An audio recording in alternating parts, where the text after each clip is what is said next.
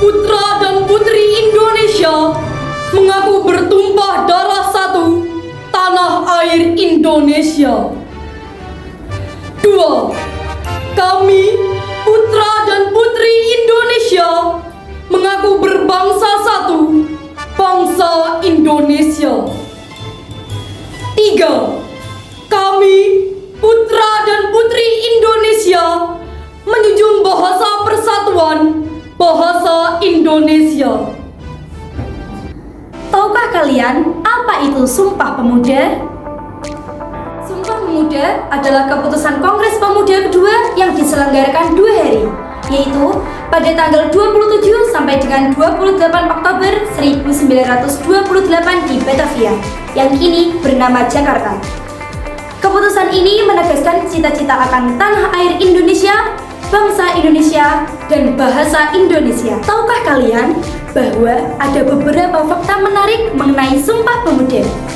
Dikutip dari berbagai sumber, berikut 7 fakta menarik mengenai Sumpah Pemuda.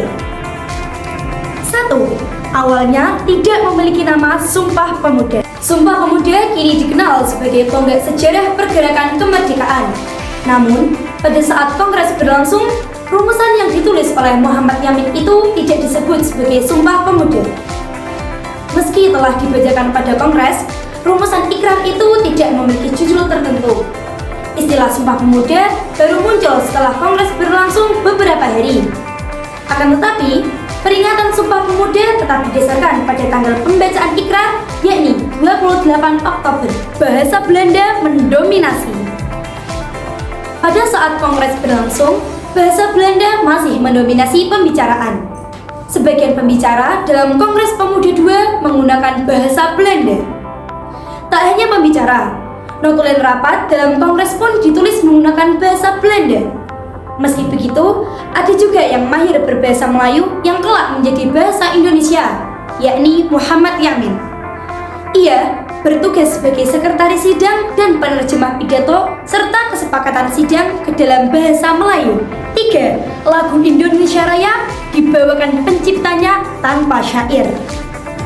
Kongres Pemuda juga dihadiri oleh W.R. Supratman yang populer berkat lagu kebangsaan ciptaannya Indonesia Raya. Pada saat itu, ia telah menciptakan lagu tersebut dan membawakannya dalam Kongres. Sayangnya, Kongres itu dijaga ketat oleh kepolisian Belanda sehingga menimbulkan kekhawatiran jika kata Indonesia dan merdeka dalam syair lagu tersebut menimbulkan konflik. Alhasil, W.R. Supratman hanya membawakan lagu Indonesia Raya ciptaannya dengan irama biola saja. Kesepakatan ini turut menandai kali pertamanya lagu Indonesia Raya dibawakan oleh penciptanya. 4. Hanya 6 perempuan yang ikut Kongres. Peran perempuan dalam Kongres Pemuda II tidak begitu menonjol. Begitu pula dengan jumlah peserta pemudi yang hadir dalam Kongres yang melahirkan Sumpah Pemuda tersebut. Berdasarkan buku resmi panduan Museum Sumpah Pemuda, peserta Kongres yang tercatat hanya ada 82 orang. Padahal sejatinya ada 700-an peserta yang hadir di gedung yang digunakan untuk melangsungkan Kongres. Peserta perempuan sendiri hanya ada 6 orang, yaitu Din Pantau, Emma Puradirjo, Jo Tumbuhan, Nona Tumbel, Purnama Wulan, dan Siti Sundari.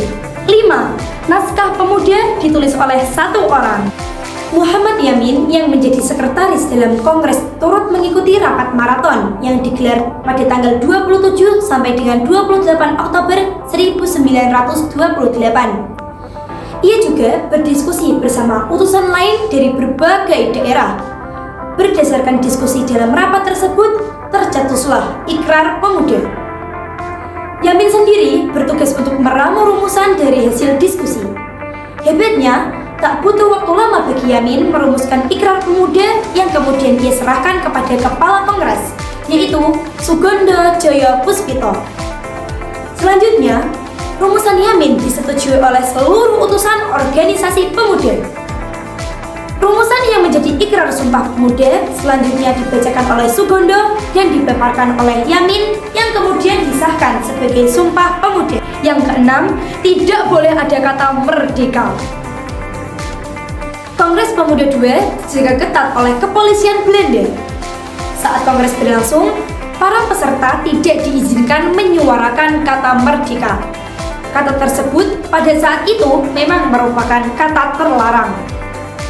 Cerdiknya mereka mampu merumuskan ikrar atau sumpah pemuda yang menjadi pergerakan kemerdekaan meski tanpa menggunakan kata merdeka. 7. Rumah tempat kongres menjadi Museum Sumpah Pemuda. Kongres Pemuda dilangsungkan di sebuah rumah di Jalan Kramat Raya nomor 106, Jakarta Pusat. Berkat kongres itu, pada tahun 1972, rumah itu ditetapkan sebagai cagar budaya dan dijadikan sebagai Museum Sumpah Pemuda. Hingga saat ini, museum tersebut bisa kalian kunjungi untuk mempelajari berbagai hal terkait sejarah kemerdekaan Indonesia, khususnya sejarah Sumpah Pemuda. Nah, itu tadi 7 fakta menarik mengenai Sumpah Pemuda. Menurut kalian sendiri, gimana nih? Selamat Hari Sumpah Pemuda. Kemajuan suatu bangsa terletak dalam genggaman para pemuda.